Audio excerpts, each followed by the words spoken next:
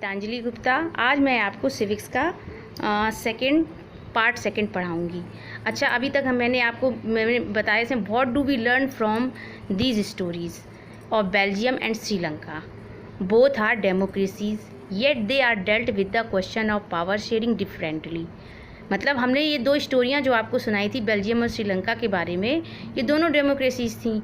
फिर भी जो है इनमें पावर शेयरिंग का जो क्वेश्चन था वो अलग अलग डेल्ट हुआ।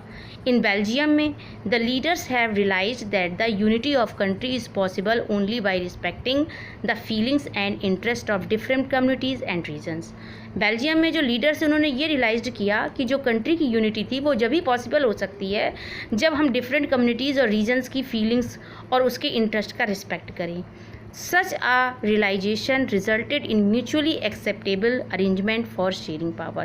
तो इस तरह का जो रियलाइजेशन था उसका रिजल्ट हुआ कि जो पावर शेयरिंग करने के लिए जो अरेंजमेंट किए गए वो सबके लिए किए गए, एक तरीके से जो सभी लोगों के द्वारा एक्सेप्ट हुए थे। Sri Lanka shows as a contrasting example। It shows us that if a majority community wants to force its dominance over others and refuses to share power, तो it can undermine the unity of the country। Sri Lanka जो है Belgium के contrast में एक दूसरा example show कर रही थी।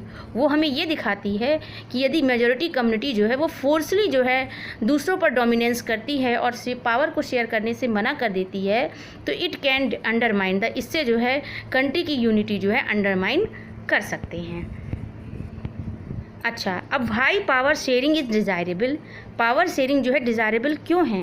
तो thus two important sets of a reason can be given in favour of power sharing. First, power sharing is good because it helps to reduce the possibility of conflict between social groups. यानी कि जो two different sets of reason दिए हैं वो power sharing के पक्ष में दिए जा सकते हैं। पहला तो ये है कि पावर शेयरिंग इसलिए अच्छी होती है क्योंकि ये जो है सोशल ग्रुप्स के बीच में जो कॉन्फ्लिक्ट की पॉसिबिलिटी आती है उसको रिड्यूस करने में हेल्प करती है। तो since social conflict often leads to violence and political instability, power sharing is a good way to ensure the stability of political order. तो इस तरीके से जो सोशल कॉन्फ्लिक्ट है वो प्रायः जो है पॉलिटिकल इंस्टेबिलिटी और जो है वायलेंस को लीड करता है। तो पावर शेयरिंग एक अच्छा तरीका है जिसमें पॉलिटिकल जो ऑर्डर है उसकी स्टेबिलिटी को इंश्योर किया जाता है, मतलब उसकी स्थिरता को। Imposing the will of majority community over others may look like an attractive option in the short run. मतलब शॉर्ट रन में जो है जो मेजॉरिटी कम्युनिटी की इच्छा अगर वो दूसरों पर इम्पोज करेंगे तो वो एक अट्रैक्टिव ऑप्शन हो सकती है, लेकिन अगर लॉन्ग रन में हम जाएंगे तो it undermines the unity of the nation. ये नेशन की यूनिटी को अंडरमाइंस करती है। तो यानी कि जो ट्रेनिंग हुई मेजॉरिटी की वो ऑपरेसिव नहीं हुई माइनॉरिटी के लिए। It often brings ruin to the majority as well. मतलब साथ ही साथ जो है ये प्रायः जो है मेजॉरिटी को र्यून भी कर सकती है, बर्बाद भी कर सकती है। अब देखिए, ये तो हो गया आपका पहला फर्स्ट। अब है दूसरा रीज़न। तो second reason is deeper reason. Why power sharing is good for democracies. कि पावर शेयरिंग जो है वो डेमोक्रेसीज़ के लिए अच्छी क्यों होती है? तो सुनिए, power sharing is the very spirit of democracy. Power sharing को जो है डेमोक्रेसी की स्पिरिट कहा जाता है। A democratic rule involves sharing power with those affected by it's exercise. तो डेमोक्रेटिक रूल में शेयरिंग पावर जो इन्वॉल्व होती है उसमें मतलब जो लोग वर्क करते हैं वो लोग अफेक्टेड होते हैं and who have to live with it effects, और वो लोग भी जो उनके इफेक्ट के साथ रहना चाहते हैं। तो people have a right to be consulted. लोगों को ये राइट होता कंसल्ट करने का कि किस तरीके से they are to be govern, कि वो गवर्न कर सकते हैं।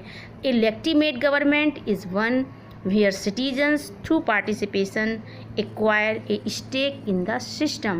तो एक लेजिटिमेट गवर्नमेंट वो गवर्नमेंट होती है जहाँ पर सिटीजन जो होता है मतलब पार्टिसिपेशन के थ्रू जो है वो सिस्टम में स्टेक कर सकता है। तो let's us call the first set of reason prudential. इस तरीके से जो रीजन का हमने पहला सेट बोला वो प्रूडेंशियल है और जो सेकेंड है वो मॉरल है। व्हाइल प्रूडेंशियल रीजन स्ट्रेस जबकि जो प्रूडेंशियल मतलब रीजन है वो क्या स्ट्रेस करता है कि जो पावर शेयरिंग है वो बेटर आउटकम्स लेकर आएगी। And moral reasons emphasise the very act of power sharing a valuable. और जो सेकेंड रीज़न आपको बताया जो मॉरल रीजन से रिलेट होता है वो जो है पावर शेयरिंग को वैल्यूएबल बनाता है।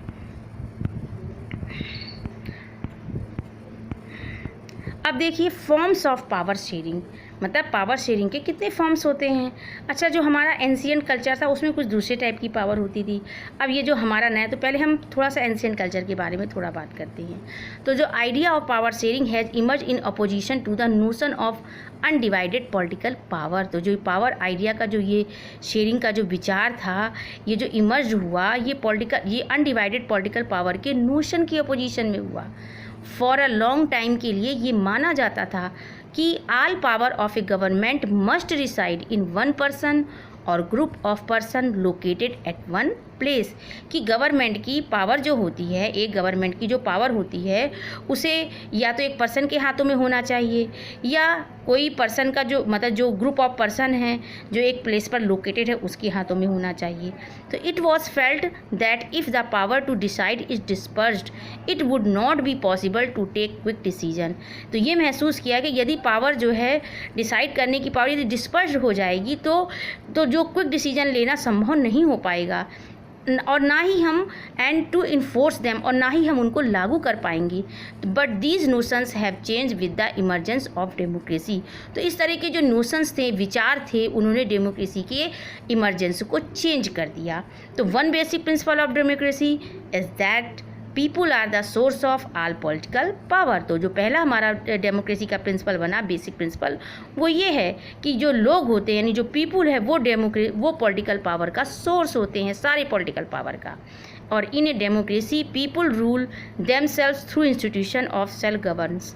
और डेमोक्रेसी में पीपुल जो मतलब रूल करते हैं वो सेल्फ गवर्नेंस के इंस्टीट्यूशन के थ्रू लोगों पर रूल करते हैं। तो in a good democratic government due respect is given to diverse group and views that exist in a society. तो एक अच्छा जो डेमोक्रेटिक गवर्नमेंट होती है उसमें रिस्पेक्ट के कारण जो डाइवर्स ग्रुप्स दिए जाते हैं, भिन्न भिन्न प्रकार की और भिन्न भिन्न प्रकार के उनके विचार होते हैं जो एक सोसाइटी में एग्जिस्ट हो जाते हैं।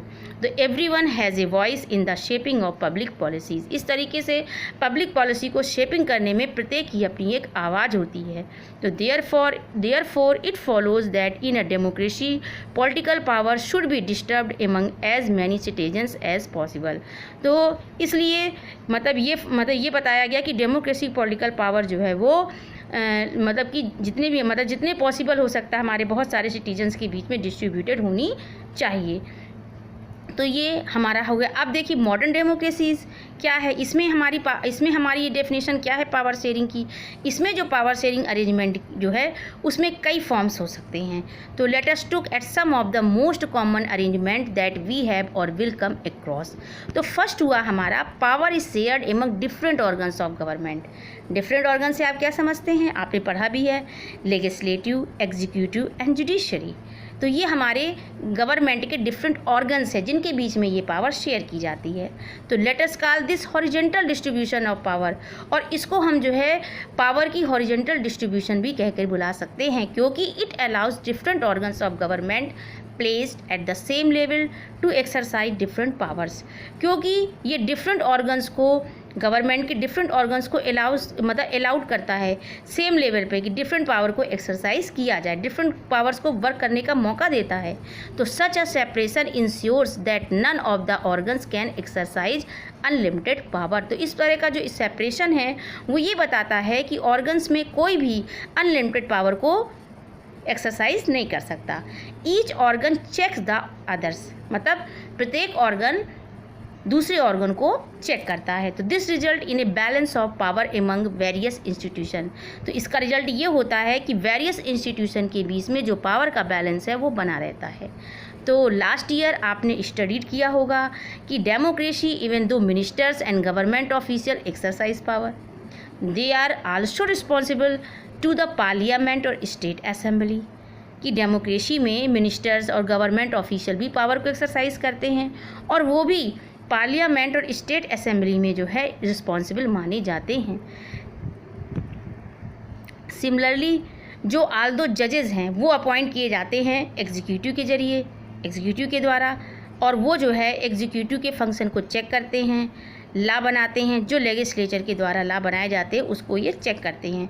तो जो इस प्रकार का जो अरेंजमेंट है वो कहलाता है a system of checks and balance. एक बार और सुन लीजिए कि जो जजेस होते हैं वो अपॉइंटेड किए जाते हैं एग्जीक्यूटिव के द्वारा, और they can check the functioning of executive और laws made by the legislature. तो लेजिस्लेचर के द्वारा जो लॉ बनाए जाते हैं उसको मतलब और एग्जीक्यूटिव की फंक्शन को ये चेक करते हैं। तो इस प्रकार का जो अरेंजमेंट हुआ वो कहलाया a system of checks and balance. अब देखिए next, power can be shared among governments at different levels. तो जो पावर है वो हमारे गवर्नमेंट के बीच में डिफरेंट लेवल पे शेयर कर सकते हैं। जैसे फर्स्ट, एक general government for the entire country and governments eight the provincial और रीजनल लेवल। तो इंटायर जो कंट्री की होती है वो जनरल होती गवर्नमेंट, और रीजनल और प्रोविंशियल लेवल पर भी एक गवर्नमेंट होती है। तो सच है जो जनरल गवर्नमेंट है इंटायर कंट्री की is usually called federal government, उसको हम फेडरल गवर्नमेंट कहते हैं। और इंडिया में we refer to it as the central और यूनियन गवर्नमेंट, और इंडिया में उसको जो है सेंट्रल और यूनियन गवर्नमेंट के रूप में रिफ़र किया जाता है। The government at the provincial और regional level are called by different names in different country. और जो प्रोविंशियल और रीजनल गवर्नमेंट्स हैं इस लेवल पर वो डिफरेंट कंट्रीज़ में उसके डिफरेंट नेम्स बुलाए जाते हैं। इन इंडिया में we call them state government, हम उसको स्टेट गवर्नमेंट्स कह के बुलाते हैं। तो this system is not followed in all countries, और ये जो सिस्टम होता है ये सारी कंट्रियों में फॉलो नहीं किया जाता। There are many countries where there are no provincial और स्टेट गवर्नमेंट्स, और ऐसी बहुत सी कंट्रियां हैं जहां पर कोई भी प्रोविंशियल या स्टेट गवर्नमेंट नहीं होती। But in those countries like ours, लेकिन हमारी कंट्री के साथ उन कंट्रियों में where there are different level of government the constitution clearly lays down the powers of different level of government. मतलब कि उन कंट्रियों में जहाँ पर जो है डिफरेंट लेवल की गवर्नमेंट है, कॉन्स्टिट्यूशन ने जो है वहाँ पर ये बात स्पष्ट कर दी है कि जो गवर्नमेंट के डिफरेंट लेवल के पावर वहाँ पर होते हैं। तो this is what they did in Belgium, जैसा कि बेल्जियम में था, लेकिन इस चीज़ को श्रीलंका में रिफ्यूज कर दिया गया था। This is called federal division of power, इसको जो है फेडरल डिवीज़न ऑफ पावर बोलते हैं। The same principle can be extended to the level of government lower than the state government, और इसी तरह का प्रिंसिपल जो है वो गवर्नमेंट के लेवल में एक्सटेंड किया जा सकता है जो स्टेट गवर्नमेंट से छोटी होती है। सच एज द, उसको हम बोलते हैं म्यूनसिपालिटी और पंचायत, क्योंकि हमारा जो इंडिया है वो एक वास्ट कंट्री है, उसमें जो है ये थर्ड लेवल की गवर्नमेंट की भी ज़रूरत पड़ती है, तभी जो है इतना बड़ा जो देश का राजकाज है वो चल सकता है। तो let us call division of powers involving higher and lower level of government vertical division of power. तो इसको जो ये हमारी पावर है जिसको ये डिवाइड किया गया, ये हमारी गवर्नमेंट के लोअर हायर और लोअर लेवल की वर्टिकल पावर के रूप, वर्टिकल डिवीज़न के रूप में इसको देखा जाता है, मतलब बुलाया जाता है। तो we shall study these at some length in the next chapter, मतलब इसको हम जो है इस लेवल की गवर्नमेंट जो ये बताई गई इसको जो है हम आगे नेक्स्ट चैप्टर में रीड करेंगे। अब देखिए third, power may also be shared among different social groups. जो पावर होती है वो डिफरेंट सोशल ग्रुप में शेयर की जाती है such as the religious and linguistic groups, जैसे कि रिलीजियस और लिंग्विस्टिक ग्रुप में हमारी जो कम्युनिटी गवर्नमेंट थी बेल्जियम की, ये एक गुड एग्जाम्पल है इस प्रकार के अरेंजमेंट का। In some countries there are constitutional and legal arrangement where by socially weaker sections and women are represented in the legislature and administration. कुछ कंट्रियों में कॉन्स्टिट्यूशन और लीगल अरेंजमेंट भी किए गए जहाँ पर सोशली वीकर सेक्शन और वुमेन को लेजिस्लेचर और एडमिनिस्ट्रेशन में रिप्रेजेंट किया गया। तो last year we studied the system of reserved constituencies in assemblies and the parliament of our country। और जो इस टाइप का अरेंजमेंट है इसका मतलब होता है कि गवर्नमेंट में और एडमिनिस्ट्रेशन में इनको स्पेस देना ताकि जो है सोशल ग्रुप को हम डाइवर्स कर सके, who otherwise would feel alienated from the government, ताकि उनको जो है गवर्नमेंट से अलग फीलिंग ना महसूस हो। तो this method is use to give minority communities a fair share in power. तो जो ये मेथड यूज किया गया माइनॉरिटी कम्युनिटीज़ को दिया गया, इससे वो उनको पावर में एक शेयर मिलता है। तो इन चैप्टर 3 में जो है हम जो है वेरियस वेज पढ़ेंगे एकोमोडेटिंग करते हुए सोशल डाइवर्सिटीज़ की। अब देखिए जो हमारा 4th पॉइंट है, नेक्स्ट पॉइंट की पावर शेयरिंग अरेंजमेंट जो है वो देखे जा सकते हैं पॉलिटिकल पार्टीज़ में, प्रेशर ग्रुप्स में और मूवमेंट्स में। कंट्रोल और इन्फ्लुएंस दोज इन पावर, जो पावर में जो मतलब ये लोग जो है पावर को कंट्रोल भी करते हैं और इन्फ्लुएंस भी करते हैं, प्रभाव भी छोड़ते हैं ये अपने। In a democracy the citizen must have freedom to choose among various contenders for power. Democracy में सिटीजन जो होते हैं उनको ये फ्रीडम दी जाती है कि वो पावर के लिए अपने वेरियस कंटेंडर्स को के बीच में उसको चुने। तो in contemporary democracies this takes the form of competition among different parties. तो जो इस तरह की कंटेम्प्रेरी डेमोक्रेसीज़ में जो है ये जो है एक कंपटीशन का फॉर्म लेके आता है डिफरेंट पार्टियों के बीच में। तो such competition ensures that power does not remain in one hand. तो इस तरह का कंपटीशन हमको ये बताता है कि जो पावर है वो एक हाथ में नहीं रहता। In the long run power is shared among different political parties. अगर लॉन्ग रन में हम चले तो पावर जो है वो डिफरेंट पॉलिटिकल पार्टीज़ में शेयर किया जाता है, जो कि ये रिप्रेजेंट करता है डिफरेंट आइडियोलॉजीज़ को और सोशल ग्रुप्स को। कभी कभी this kind of sharing can be direct, इस तरह का जो शेयरिंग होता है वो डायरेक्ट भी हो सकता है।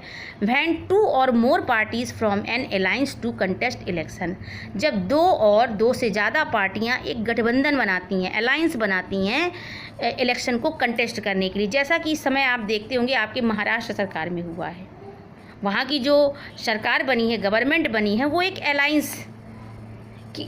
अलायंस उन्होंने फॉर्म की है और इस तरीके से उन्होंने इलेक्शन को कंटेस्ट किया है। If there alliance is elected, यदि ये अलायंस इलेक्टेड होता है तो they form a coalition government and thus share power. तो वो एक कोलिशन गवर्नमेंट बना सकते हैं और अपनी इस प्रकार से पावर को शेयर कर सकते हैं। तो in a democracy we find interest groups such as those of traders, businessman, industrials, farmers and industrial workers. तो डेमोक्रेसी में हम कुछ इंटरेस्ट ग्रुप के बारे मतलब पाते हैं, उसमें आपके ट्रेडर्स आते हैं, बिजनेसमैन, इंडस्ट्रियलिस्ट आते हैं, फार्मर और इंडस्ट्रियल वर्कर आते हैं।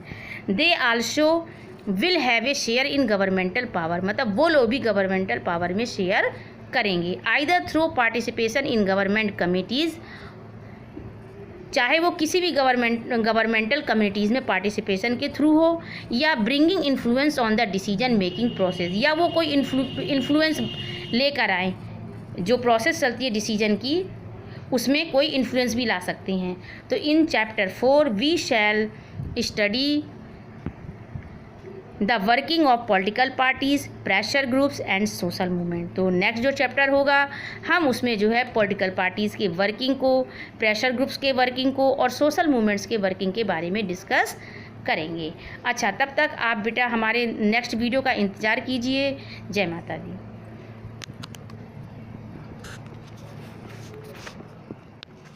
बंद करके बताया था ना मैंने।